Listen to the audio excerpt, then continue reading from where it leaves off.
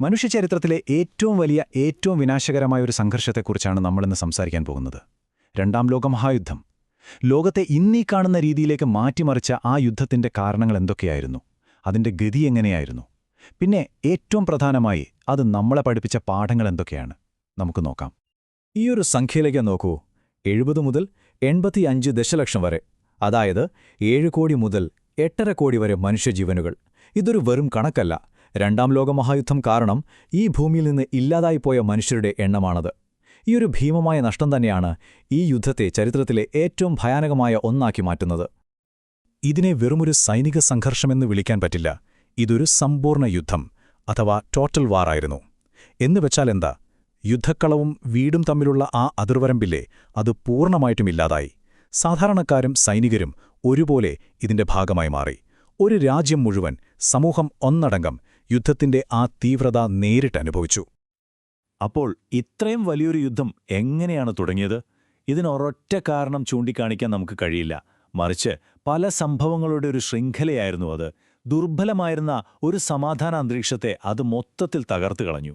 അപ്പോൾ എങ്ങനെയാണ് ലോകം വീണ്ടും ഒരു യുദ്ധത്തിലേക്ക് പതിയെ പതിയെ വഴുതി വീണത്? നമുക്ക് പരിശോധിക്കാം. യുദ്ധത്തിലേക്കുള്ള വഴിയൊരുക്കിയത് പ്രധാനമായും 5 കാര്യങ്ങളായിരുന്നു.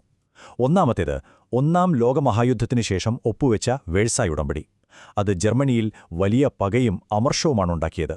ആ ഒരു സാഹചര്യത്തിലാണ് ഫാസിസം അവിടെ തഴച്ചു വളർന്നത്. പോരാത്തതിന് ലോകം മുഴുവൻ ഒരു വലിയ സാമ്പത്തിക മാന്ദ്യത്തിൽപ്പെട്ടു. ഇത് ജനങ്ങളെ ആകെ നിരാശരാക്കി. അപ്പോഴാണ് ഹിറ്റ്ലറെ പോലുള്ള തീവ്ര നേതാക്കൾക്ക് അധികാരം പിടിക്കാനെളുപ്പമായത്. തുടക്കത്തിൽ ബ്രിട്ടനും ഫ്രാൻസും ഹിറ്റ്ലറെ പ്രീണിപ്പിക്കാൻ നോക്കി. ഒരു യുദ്ധം ഒഴിവാക്കാമല്ലോ എന്ന് കരുതി. പക്ഷേ അത് കാര്യങ്ങൾ കൂടുതൽ വഷളാക്കുകയാണ് ചെയ്തത്. അവസാനം ജർമ്മനി പോളണ്ടിനെ ആക്രമിച്ചതോടെ ആ ദുർബലമായ സമാധാനം പൂർണ്ണമായും തകർന്നു. യുദ്ധം തുടങ്ങി. പോളണ്ട് ആക്രമിക്കുന്നതിന് തൊട്ടുമുമ്പ് വളരെ നിർണായകമായൊരു നീക്കം നടന്നിരുന്നു. അതാണ് നാസി സോവിയറ്റ് ഉടമ്പടി. ശരിക്കും പറഞ്ഞാൽ പരസ്പരം ശത്രുക്കളായിരുന്ന ഹിറ്റ്ലറും സ്റ്റാലിനും പോളണ്ടിനെ രഹസ്യമായി പങ്കിട്ടെടുക്കാൻ തീരുമാനിച്ചു. ഈ ഒരു കരാർ ഹിറ്റ്ലർക്ക് വലിയൊരു മുൻതൂക്കം നൽകി. കാരണം കിഴക്ക് നിന്ന് സോവിയറ്റ് യൂണിയൻ ആക്രമിക്കില്ല എന്നുറപ്പായതോടെ അദ്ദേഹത്തിന് പൂർണ്ണശക്തിയോടെ പോളണ്ടിലേക്ക് കടക്കാൻ കഴിഞ്ഞു. യുദ്ധം തുടങ്ങിയതോടെ ലോകം വ്യക്തമായി 2 പ്രധാന ചേരികളായിട്ട് തിരിഞ്ഞു. ഈ 2 സഖ്യങ്ങളാണ് പിന്നീട് അടുത്ത 6 വർഷത്തേക്ക് ലോകത്തിന്റെ വിധി നിർണയിച്ചത്.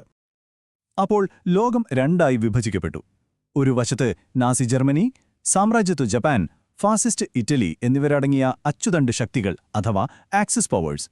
മറുവശത്ത് great Britain, Soviet union, America, France, China തുടങ്ങിയ രാജ്യങ്ങൾ ചേർന്ന സഖ്യകക്ഷികൾ, അതായത് അലൈഡ് പവേഴ്സ്. 1940-ൽ ഫ്രാൻസ് കീഴടങ്ങിയപ്പോൾ യൂറോപ്പിൽ ഹിറ്റ്ലർക്കെതിരെ ബ്രിട്ടൻ ഏകദേശം ഒറ്റപ്പെട്ടുപോയി.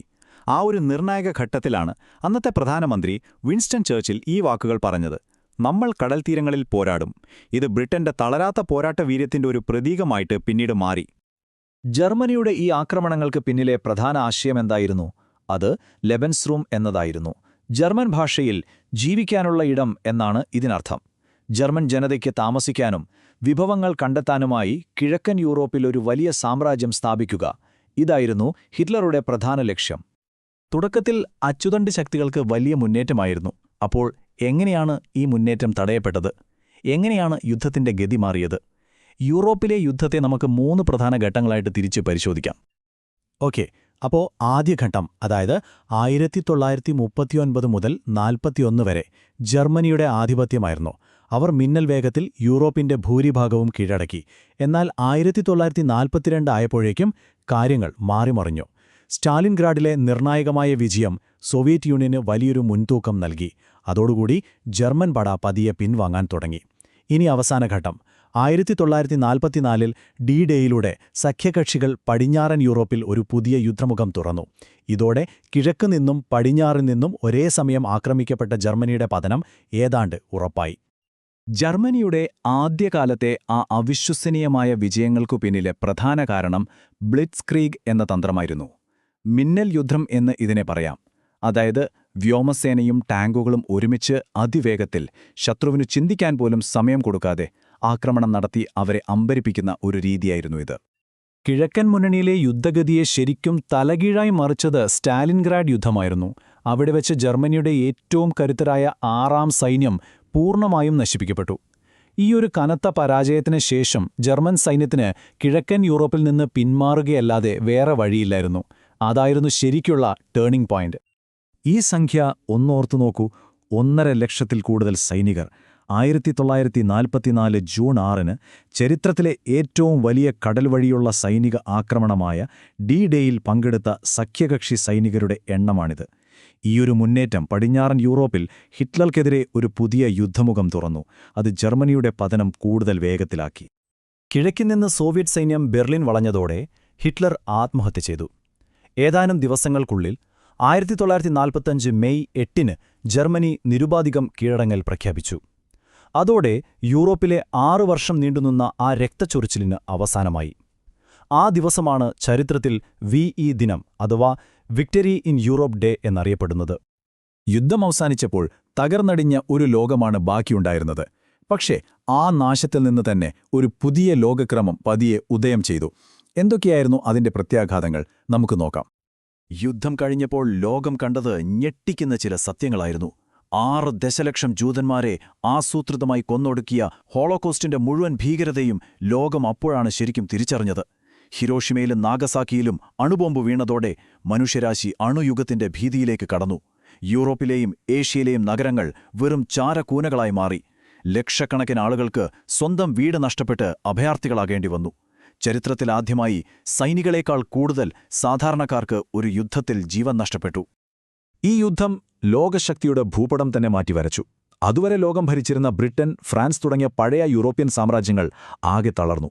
അവരുടെ സ്ഥാനത്തേക്ക് അമേരിക്കയും സോവിയറ്റ് യൂണിയനും 2 പുതിയ സൂപ്പർ പവറുകളായി ഉയർന്നുവന്നു. ഇവർ തമ്മിലുള്ള മത്സരമാണ് പിന്നീട് ശീതയുദ്ധമെന്ന പേരിൽ അറിയപ്പെട്ടത്. യുദ്ധത്തിന് ശേഷം നടന്ന ഏറ്റവും പ്രധാനപ്പെട്ട സംഭവങ്ങളിലൊന്നായിരുന്നു ന്യൂറംബർഗ് വിചാരണ. ചരിത്രത്തിൽ ആദ്യമായിട്ടായിരുന്നു യുദ്ധക്കുറ്റങ്ങളുടെ പേരിൽ ഒരു രാജ്യത്തെ നേതാക്കളെ അന്താരാഷ്ട്ര നിയമത്തിന് മുന്നിൽ നിർത്തി വിചാരണ ചെയ്യുന്നത്. ഈ ന്യൂറംബർഗ് വിചാരണ ലോകത്തിന് പുതിയൊരു നിയമപരമായ ആശയം നൽകി. അതാണ് മനുഷ്യരാശിക്കെതിരായ കുറ്റകൃത്യങ്ങൾ അഥവാ ക്രൈംസ് എഗെയിൻസ്റ്റ് ഹ്യൂമാനിറ്റി. ഇതോടെ യുദ്ധസമയത്ത് സാധാരണക്കാർക്കെതിരെ നടത്തുന്ന ക്രൂരമായ അതിക്രമങ്ങൾക്ക് വ്യക്തികൾ നിയമപരമായി ഉത്തരവാദികളാണെന്ന് സ്ഥാപിക്കപ്പെട്ടു. യുദ്ധം ലോകത്തെ പല രീതിയിലാണ് മാറ്റിമറിച്ചത്. ഭാവിയിൽ ഇത്തരം സംഘർഷങ്ങൾ ഒഴിവാക്കാൻ വേണ്ടി ഐക്യരാഷ്ട്രസഭ അഥവാ യുണൈറ്റഡ് നേഷൻസ് രൂപീകരിച്ചു. യൂറോപ്പ് ഒരു ഇരുമ്പ് മറകൊണ്ട് 2ആയി വിഭജിക്കപ്പെട്ടു. ജനാധിപത്യ പടിഞ്ഞാറും കമ്മ്യൂണിസ്റ്റ് കിഴക്കും. അതോടൊപ്പം ബ്രിട്ടൻ, ഫ്രാൻസ് തുടങ്ങിയ സാമ്രാജ്യങ്ങൾ ക്ഷയിച്ചതോടെ ഏഷ്യയിലെയും ആഫ്രിക്കയിലെയും പല രാജ്യങ്ങളും സ്വാതന്ത്ര്യം നേടാൻ തുടങ്ങി. 2ാം ലോക മഹായുദ്ധം ചരിത്രത്തിലെ ഒരു ഒറ്റപ്പെട്ട സംഭവമായി കാണരുത്. അതൊരു വലിയ മുന്നറിയിപ്പാണ്. ആ ദുരന്തത്തിൽ നിന്ന് ലോകം ഒരുവിധം കരകയറിയെങ്കിലും അതിലേക്ക് നയിച്ച കാരണങ്ങൾ, വിദ്വേഷം, തീവ്രദേശീയത, സാമ്പത്തിക അസമത്വം, അതൊക്കെ ഇന്നും നമുക്ക് ചുറ്റുമുണ്ട്. അതുകൊണ്ട് ചരിത്രം ആവർത്തിക്കാതിരിക്കാൻ ആ പാഠങ്ങൾ നമ്മളെപ്പോഴും ഓർമ്മിക്കേണ്ടതുണ്ട്. ആ ഒരു ഉത്തരവാദിത്തം നമ്മൾ ഓരോരുത്തർക്കുമുണ്ട്.